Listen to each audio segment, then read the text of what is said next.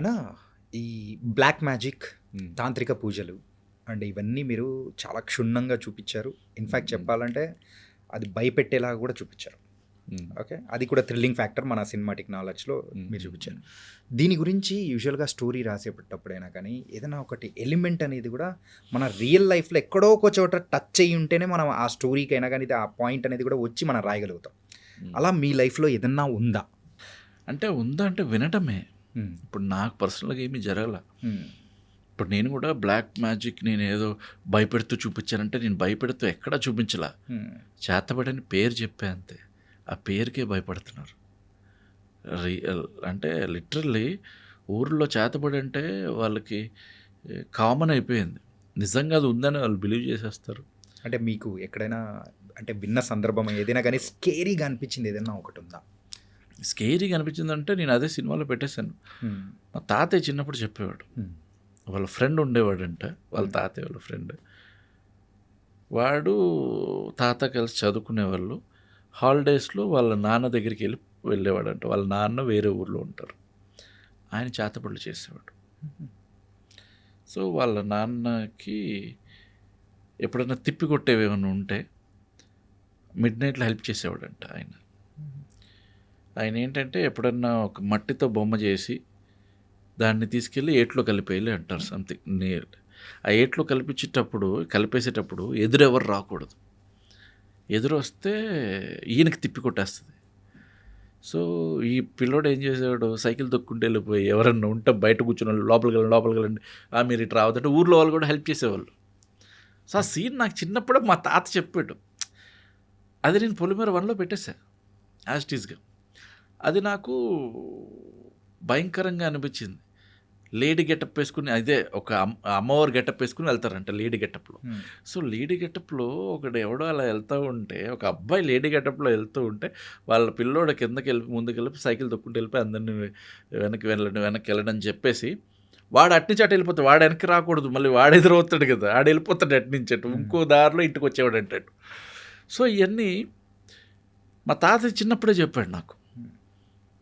వాళ్ళు ఏంటి అంటే పవర్స్ని కంట్రోల్ చేస్తూ ఉంటారు కాబట్టి నిమ్మకాయలు చాలా త్వరగా వాడిపోతాయంట. సో ప్రతి వారం నిమ్మకాయలు వాడిపోతుంటే ఆ నిమ్మకాయలు ఉంచకూడదు. ఉంచితే ఆ పవర్సే వాళ్ళని చంపేస్తాయి. చేతపడి వాళ్ళు కంట్రోల్ చేస్తూ ఉంటారు పవర్స్ని, ఆ పవర్సే వాళ్ళని చంపేస్తాయంట. సో నిమ్మకాయలు ఎప్పటికప్పుడు ఫ్రెష్గానే ఉంచాలి, మంచానికి అడ్డంగా పడుకోకూడదు, ఏవో కొన్ని రూల్స్. సో అవి నాకు అప్పుడే ఎగ్జైట్ చేసాయి, స్కేరీగానే అనిపించింది. సో ఇది ఒక సైన్స్ ఏమో అనిపించింది నాకు డిఫరెంట్గా. సో ఆటిల్ని నేను పెట్టుకోవడం జరిగింది. అండ్ డౌన్ ద లైన్ నేను కథ అనుకున్న తర్వాత నేను కొంతమందిని కలిశాను. ఇప్పుడు ఈ ఖమ్మంలో ఇటు సైడ్ మేము చేస్తున్నామో అటు ఒక గూడెంలాగా ఏదో ఉంది, లోవర్ క్యాస్ట్ వాళ్ళందరినీ అక్కడ ఉంచుతారు, అట్లా సంథింగ్ అది డిఫరెంట్.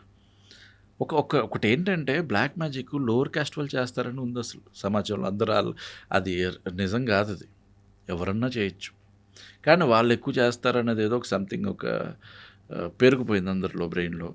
సో ఆ ఊర్లో వాళ్ళు చేస్తారు, అక్కడ ఉన్నారండి చేసేవాళ్ళు అంటే మేమేంటి షూటింగ్కి వచ్చాం కాబట్టి ఒక చిన్న డాక్యుమెంటరీ లాగా చేస్తున్నాము, చేతపడి చేసేవాళ్ళు ఉంటే అసలు ఎలా చేస్తారు ఏంటి తెలుసుకోవాలి, మాకు ఇన్ డీటెయిల్ ఏం అవసరం లేదు, ఎంతో కొంత ఇస్తామమ్మా అని చెప్పేసి ఆ ఊరు పెద్దలో ఒకటి చెబితే వాళ్ళు సార్ వాళ్ళని మేము పిలవము, వాళ్ళు అక్కడ ఉంటారు, మీరు వెళ్ళండి కలవండి అంటే నేను మా ఇద్దరు టీము అట్లా వెళ్ళిపోయి వాళ్ళని కలిసి 5,000 ఇస్తాం.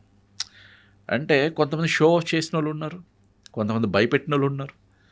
అట్లా ఒకళ్ళు అసలు వెళ్ళంగానే అసలు రికార్డ్ చేస్తుంటే ముందు అది ఆపేయండి అని తిట్టడం, 4 రికార్డులు కూడా ఆపేసి అట్లాగా అన్నీ విన్నాను. ఒకటి కింద నాకు జెన్యున్గా అనిపించేది ఏంటి అంటే ఒకడు ఇద్దరు ఎవడో నాకు ఎందుకు నిజంగానే చేస్తాడేమో అని కొంచెం అనిపించింది. అది ఏదో నేను పారానార్మల్ థింగ్ చూసానని కాదు, కానీ నాకు ఇక్కడ ఆపేద్దాం అని అనిపించింది వాడిని ఇంకా కెలక్కుండా. సో డన్ అండి, థ్యాంక్ యూ అని చెప్పేసి అట్లా వచ్చేసాం కూడా. ఎందుకు సార్ అట్లా ఏమనిపించిందని? ఎందుకు అలాగా? అది మ్యాజిక్ అవ్వచ్చు, లేకపోతే ఏమన్నా అవ్వచ్చు. ఇప్పుడు దీపం ఉన్నట్టుండి వెలగటం ఇలాంటివో చేస్తూ ఉంటారు, అవి జరిగాయి. నిమ్మకాయలు ఇలా తిరగటాలు అవన్నీ నేను నమ్మను, కానీ ఎందుకు ఇంకా కెలకటం అని అనిపించింది అంతే. సో అట్లాంటివి తప్ప నాకు స్క్వేరీగా వదా ఇట్లా భయపెట్టాలి ఏం లేవు. కానీ వాళ్ళు కొన్ని చాలా నాలెడ్జ్ ఇచ్చారు నాకు. ముగ్గు వేయటం. ఇప్పుడు ఈ ముగ్గు అనేది కూడా ఒక భాగంలాగే ఈ ఫోర్స్ అన్నిటినీ ఆ ముగ్గు కంట్రోల్ చేస్తుంది. అది ఆకాశానికి కనపడాలి. ఇప్పుడు నువ్వు ఇంట్లో వేయకూడదు. ఇప్పుడు ఇక్కడ చేతబడి ముగ్గేసుకుని చేస్తా అంటే అసలు అది వేస్టింగ్, అంటే అది పనికిరాదు. నువ్వు ఎవరినో భయపెట్టని చేస్తున్నావు అంతే. సో చేతబడి ముగ్గు ఎప్పుడు ఆకాశానికి కనపడాలి. అండ్ నువ్వు ముగ్గేసేటప్పుడు మూడో కన్ను చూడకూడదు. నీ 2 కళ్ళు 2, ఇంకో మూడో ఏ కన్ను చూసినా కానీ దానికి ఏమంటారు ఫలితం ఉండదు. సో ఇప్పుడు నా సినిమాలో పెట్టా. ఇప్పుడు ఆడ ఒక దగ్గర చిత్తి దగ్గర ముగ్గేయాలి, కాటికాపర్ చూస్తూ ఉంటాడు. 4 దొంగలు పాతి చుట్టూ చీర కట్టి లోపల ముగ్గేసి అప్పుడు చీరను వదులుతాడు. సో మళ్ళీ ఆకాశానికి కనపడాలి ఎప్పుడు. సో అట్లాంటివి చిన్న చిన్నవి నాకు ఇంట్రెస్టింగ్గా అనిపించినవి అన్నీ నేను పెట్టాను. సో అలా ఇంకా చాలా చాలా ఉన్నాయి అందులో. బ్లాక్ మ్యాజిక్లో వశపరుచుకోవటం ఎలాగా, ఇప్పుడు నీకు జ్వరం రావాలంటే ఒకలాగా, కాలు చేయి విరగాలంటే ఒకలా, నువ్వు చచ్చిపోవాలంటే ఇంకోలాగా. సార్ ఇది నిజంగా ఉన్నాయా? మీరు రీసెర్చ్ చేసిన దాని ప్రకారం మీరు చెప్పండి. నేను నమ్మను.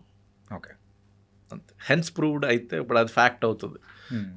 అంటే 3 చుక్కలు పెట్టి ఇది ప్రూవ్ అయింది అని అనిపిస్తే తప్ప ఇది. కానీ ఏమోలేండి, ఇంటర్వ్యూలో మొన్న లాస్ట్ టైం నేను సినిమా రిలీజ్ అయినప్పుడు ఇట్లాగే ఇంటర్వ్యూ చేసి నేను నమ్మను అని చెప్పా.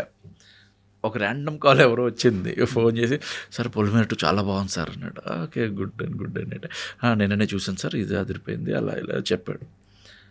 సార్ చేతబడి లేవని చెప్పకండి సార్ అన్నట్టు మెల్లగా వాయిస్ మారింది. అంటే అదే మీ ఇంటర్వ్యూలో చూస్తున్నాను, చేతబడులు లేవని చెప్పకండి, మీ మంచికే చెబుతున్నా, ఇట్లా మొదలైంది ఆడిది. ఓడి అమ్మాయి ఈడేవాడు వాడి కట్ చేసి మళ్ళీ కాల్ వస్తుంది, మళ్ళీ కట్ చేసి డేంజర్ అని పెట్టి బ్లాక్ పెట్టినాను.